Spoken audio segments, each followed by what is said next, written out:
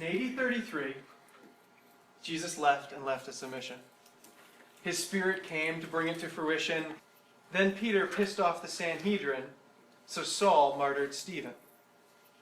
But Saul became Paul and went through many trials to bring the gospel to the Gentiles. Soon a new Bible began to form, its survival tested by a Gnostic swarm as Constantine took Rome by storm.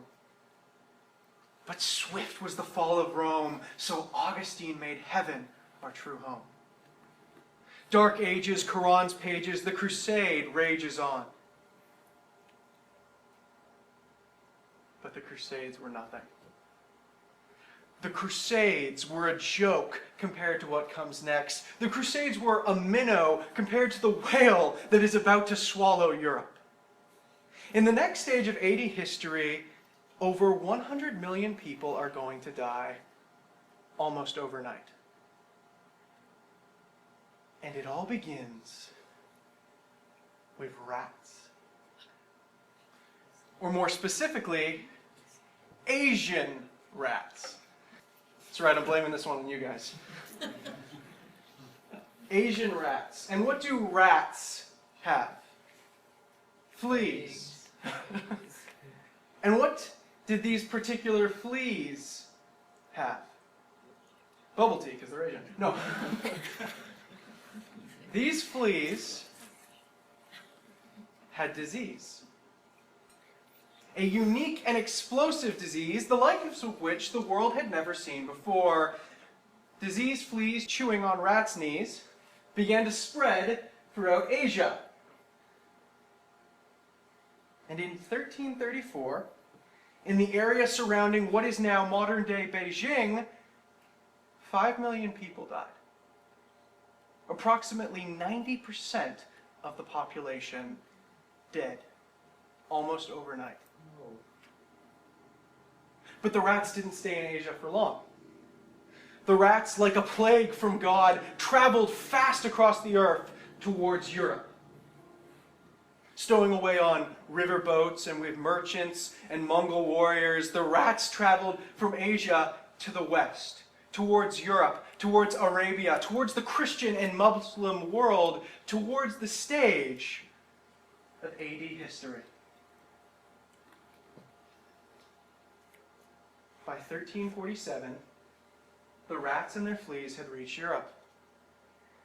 And once you were bitten by a flea, within days, these things like tennis balls, these big bulges would appear under your armpits or in your groin. Then black spots would appear all over your body, and then you died. You're bitten, and you die within less than a week.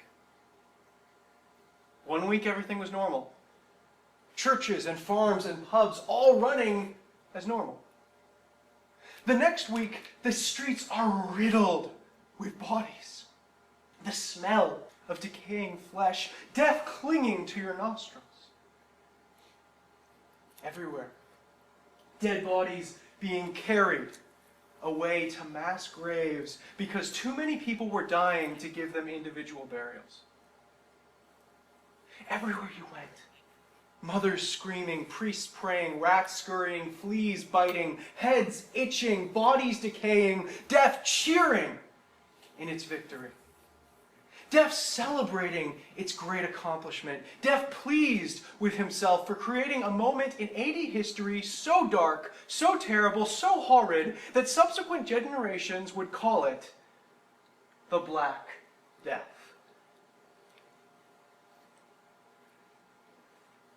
That's what they called it, the Black Death. Or you might have heard it called the Plague, or the Black Plague, or bubonic plague. It's generally the same thing.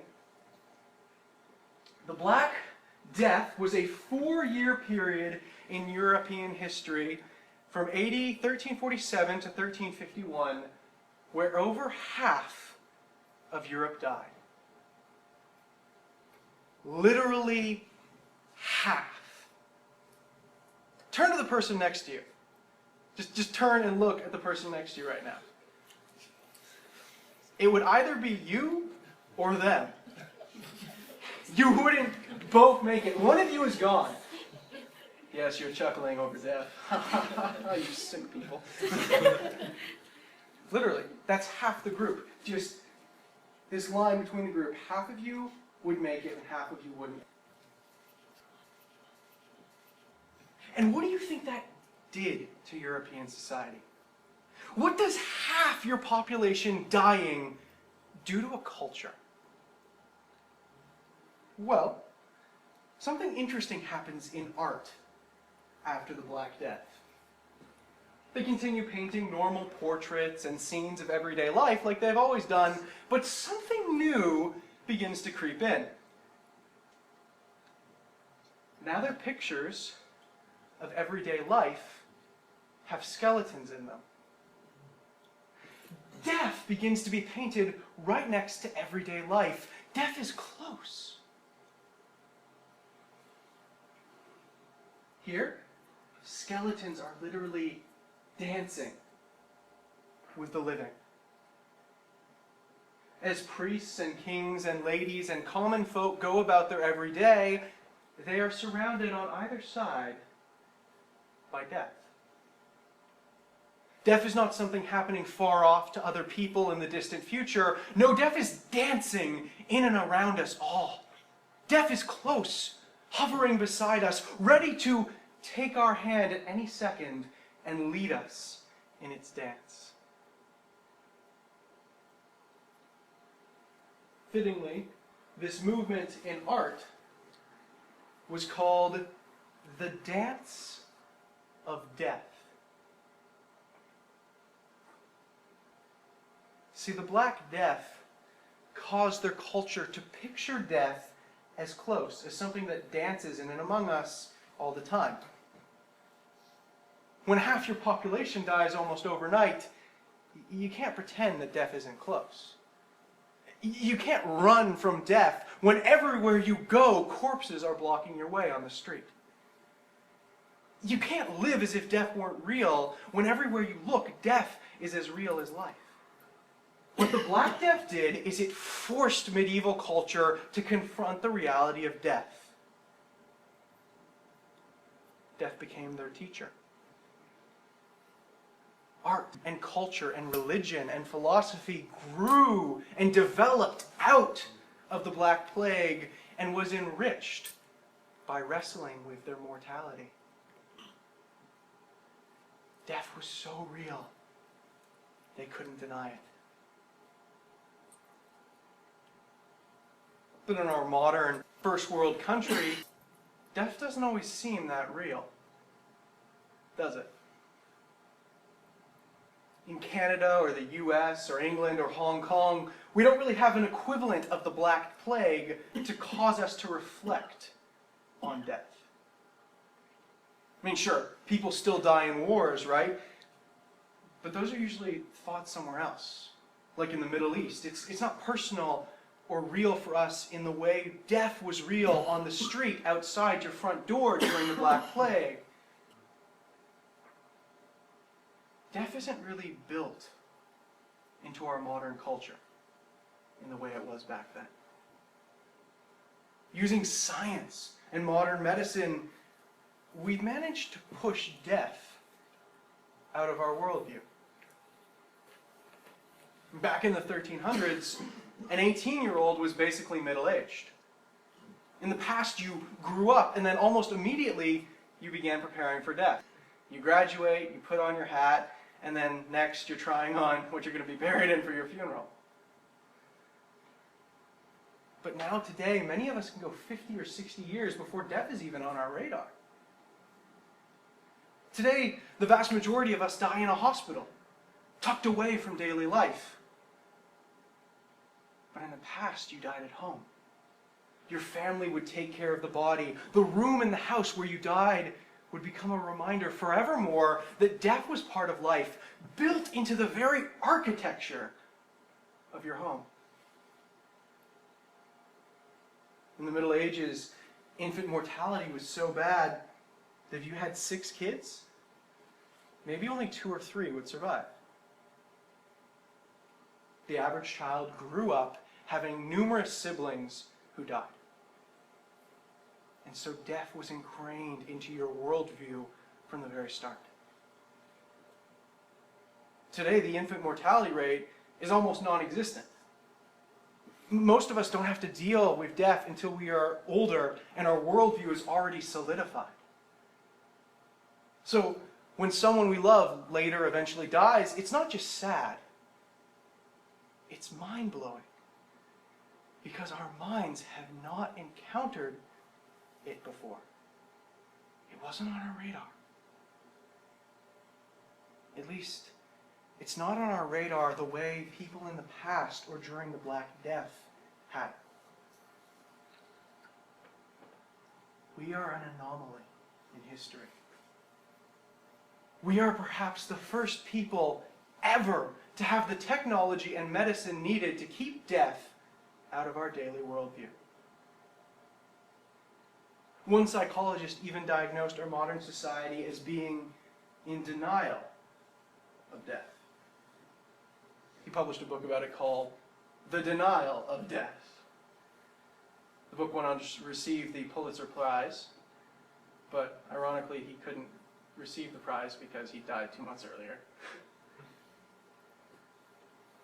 And in the book he says that our modern society is repressed. We repress death. We intellectually know that we will die. We get that in our heads, but we don't really accept it in our hearts. It hasn't really sunk in.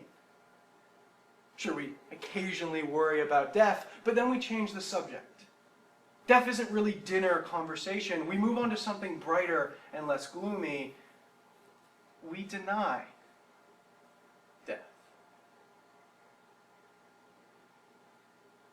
Today, modern teens and young adults live as if the party will never end, oblivious to the possibility of death or aging. Then we grow up and pour ourselves into our families and careers and wealth, but then comes the midlife crisis, when we realize that riches and respect won't matter when we're dead, so we turn our attention to delaying death. The aging take drugs and get injections and rub on creams and use dyes and try diets and fitness and surgeries to appear younger. And on our deathbed, death finally catches up to us. Death is so close that even us in modern society can't deny it anymore. And so on our deathbed, death clarifies things for us in those last moments. On our deathbed, we look back and wish we had spent more time with our families. Wish we'd had different priorities. Perhaps wish we were even more religious so we'd be more prepared for death. Wish we had faced death sooner and allowed it to put things into perspective when we were still alive and could have done something about it. But by then it's too late. Perhaps if we'd been willing to look death in the face earlier, we may have lived better lives. See, during the Black Plague, they might have died a few years earlier than us, but both us and them end up in the same place. We all end up in the ground. Perhaps the only real difference between us and them is that they knew they were going to die and allowed that to shape their worldview and art and how they lived. But we deny death for as long as we can. And so death teaches us nothing.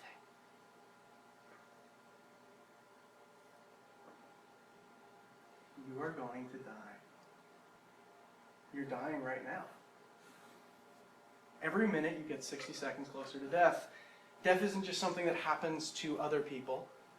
It's not just something that happens to your grandparents or your friend's cousin's uncle's monkey. You are going to die. Every year you pass the anniversary of your death. You don't know it, but you do. Will I die July 12th, 2063? Will I cease to be October 3rd, 2017? Every year you will unknowingly pass the anniversary of your future death. The day is coming. One morning your alarm will go off and you won't hit the snooze button. The alarm will wail on and on until someone hears it and discovers your body, or it runs out of batteries. Friends and family will gather to celebrate your life, and them go out for dim sum afterwards, and you won't eat it because you're dead. Then you'll be lowered into the ground, where you'll slowly decompose in a dark, claustrophobic box, your once beautiful skin eaten by maggots until you are nothing but a skeleton. See, death might have gone all in and played his hand during the Black Plague, but he's playing the long game with all of us as well, letting us slowly bleed ships until we've got nothing left. Granted, it's less dramatic than a plague, but the effect is ultimately the same. We all end up in the ground. You tell yourself you'll be remembered by loved ones, I'll live on in their hearts, but it's not true. I spent a few hours in a graveyard this week in preparation for this sermon. I just walked around and looked at all the different gravestones. And the recent ones, the ones from the 2000s and the 1990s, they still looked nice. And some of them had fresh flowers laid on them by loved ones who still remembered them. But once you get to the graves from the 1980s, 1970s, 60s, 50s, and on, there are no flowers. Moss is growing on the tombstone, and no one has cleaned it off. Their name on the stone is fading and rusting away, and no one has updated it. There are no flowers, no visitors, nothing. Sure, you will live on for a time in the hearts of your loved ones. But they too will eventually die. And within a few years, no one will be left on this earth who visits you. No one will remember your name. No one will tell stories of your achievements. No one will know that you ever even existed. You will be forgotten. And not only will you die, but if you live long enough, you will have to watch everyone you know and love die. Your father will die.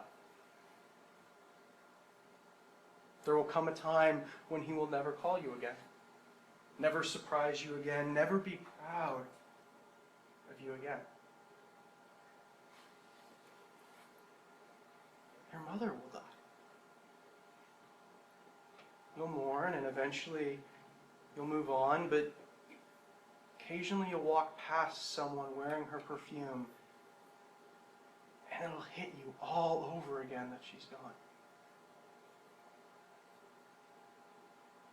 Your sister or your brother will die, and no one will be left to reminisce with you about your childhood. Your friends will die. The people who knew you best on this planet will no longer be on the planet. And you will be all alone and unknown. Your love, your companion, your future other half will die. And it'll feel like you died with them. And you'll hope that perhaps one day you will see your loved ones again in heaven. But some part of you won't fully believe it. Some part of you will be haunted by the thought that they really do not exist anymore, and they will never hold you again. I've been haunted by that thought. Haunted by the terror of death. I remember I was sitting on a train heading for Seattle. I was looking out the window and watching the trees and the towns and the sky go by. And suddenly, I began imagining the clouds outside moving even faster. Fast forwarding into the future. The sun rising and falling at warp speed, seasons coming and going, years passing, and the train tracks overgrown and left behind and abandoned and forgotten with time. I imagined the houses next to the train tracks torn down and replaced, and the children who were playing in those backyards growing up, working hard, retiring, going to a nursing home, then eventually being buried in the very dirt they once played in. I saw all the buildings and the people and relationships and achievements we humans derive meaning from, and I saw it all disappearing over time until no trace of us was left.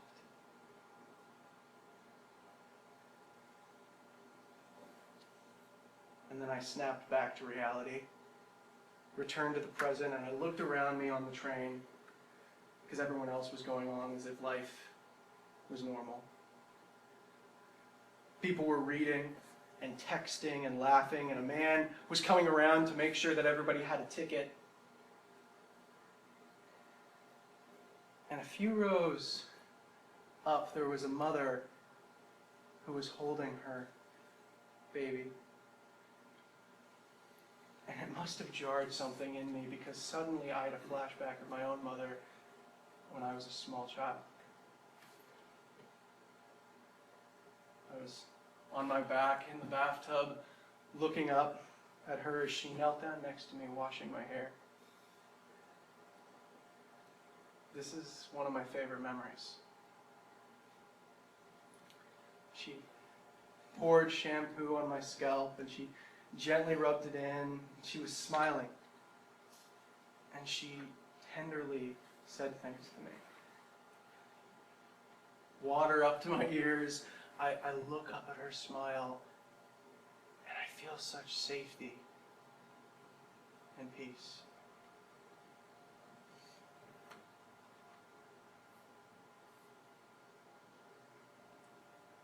Then suddenly her eyes disappear and are replaced by empty sockets. The cheekbones of her smile turns into a skull staring back at me, the inevitable skeleton that would one day be all that was left of my mother. Death wasn't content just stealing my future. Now it was haunting my past and trying to steal my memories and pervert them.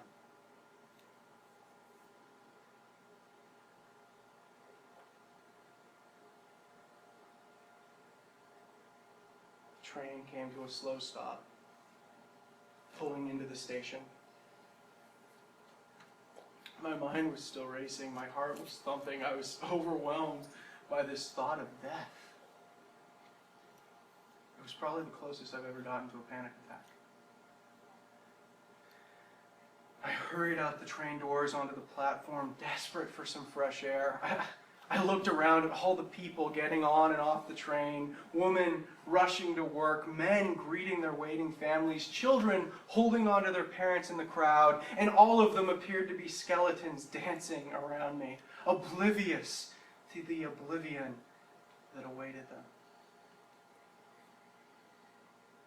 And then that train did the screeching, whistly sound, announcing it was departing.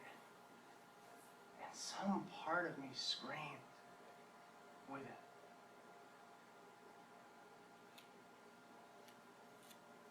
So I got back on the train, and I was breathing so heavily. I was digging through my bag, trying to find my Bible. And I felt the leather back, and I pulled it out, and I flipped it open and flipped, trying to get there fast as I could, and I got to 1 Corinthians 15. I read, Christ has been raised from the dead. Death has been swallowed up in victory. Where, O death, is your victory? Where, O death, is your sting?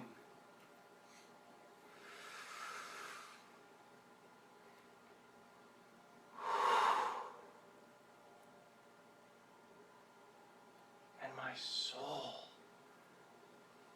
finally found relief on that train.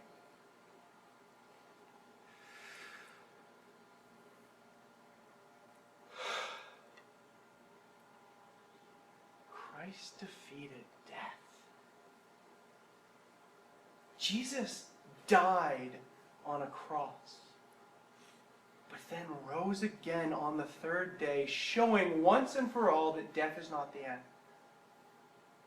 Though I may die, I will one day rise again. Death has been defeated, swallowed up in the victory of Jesus' resurrection. Jesus says in John 11, I am the resurrection and the life. Whoever believes in me will live even after they die. Death is the end of a chapter, but not the end of the story. Now, death is still painful and sad. We should mourn it and weep and go through the grieving process, but we should not mourn without hope. In the midst of our sadness, we still have hope that one day we may see our loved ones again, that one day they may rise again and we may rise with them. One day every tear will be wiped away. One day what's been lost will be found. One day things will be okay again. One day our eyes will close, our heart will stop, and our breathing will cease. And when we wake up, we will be with them again. And with God. Where, O death, is your victory? Where, O death, is your sting? Christ took away death's victory. Death might seem to have won. Indeed, everybody dies. Even Jesus died. Death seems like it's won. But that's not the whole story. On the third day, Jesus rose again. Death might have won the battle, but Jesus wins the war.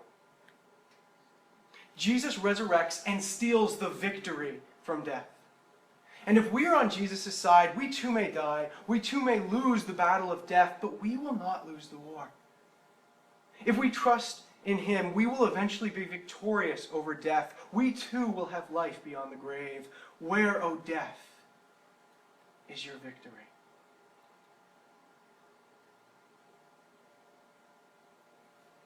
Jesus also took away the sting of death. The sting of death is our anxiety and depression over ceasing to exist. The sting of death is this existential fear we have that none of this has any meaning. That when we die, all the people we loved and all the things that we are will disappear with us and be forgotten. The sting of death is this sense that whether we die in the Black Plague or in a car crash or of old age, we all still end up in the same place, rotting in the earth. The sting of death is what I felt that day on the train. The sting of death is what terrifies us and causes our culture to repress death and live in denial. But Jesus has the answer our society is secretly longing for. Jesus has the cure for the sting. He promises that he will not forget you. He will not let you rot for eternity. He will not let you fade into oblivion, but will resurrect you to new life. This is why we tell people about Jesus. Because Jesus is the answer to the existential fear and anxiety and repression of our modern culture. Death does not swallow up life. Rather, Jesus swallows up death and gives us eternal life. Where, O death, is your sting? We should not deny death. We should think about death and contemplate it and learn from it and realize how scary it is. But do not let the thought of death overcome you with anxiety. Instead, let it point you to the God who overcame death with life. The point is not to wallow in our fear. No, death is meant to point us back to the one who has defeated death. Thinking about death is not an end in itself. It's a means to an end. Death leads you to think about deeper questions, to ask about God, eternity, and the afterlife. As Schopenhauer said, death is the muse of philosophy. Death has caused almost every civilization throughout history to contemplate their existence, to think deeply about theology and philosophy, to let death inspire art and poetry and spirituality. But if a society denies death, then it loses its primary drive to think about spiritual questions. Perhaps the real reason religion is declining in modern first world countries like ours has to do with the denial of death. Perhaps it's not that science and modern medicine replaced religion, but instead that science and modern medicine prolonged life and helped us deny death.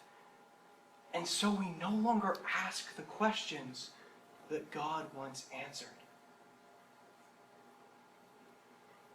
Since we don't really see death much anymore, we don't see the need for an afterlife anymore either. Because we are not surrounded by death the way people during the Black Plague were, we don't let death teach us or point us to something higher. Because we don't acknowledge the dance of death, we no longer desire the dance of resurrection. But death is coming. And death doesn't care if you acknowledge him or not. Death doesn't need your approval. One day, perhaps not too long from now, death will walk up to you, extend his hand, and say, "May I have the last dance?" And then before you can even give an answer, death will sweep you off your feet and twirl you around like a rag doll. He'll pull you in close on the dance floor and whisper in your ear, "You are mine." And you can whisper right back, "I belong to no one but God. The song is almost over. Christ is coming back for me. Your dance is nearly done." Then death will pull you in even closer and he'll taunt you with a smile. And you can taunt him right back. You can whisper in his ear, "Where, oh death, is your victory? Where, oh death, is your sting?"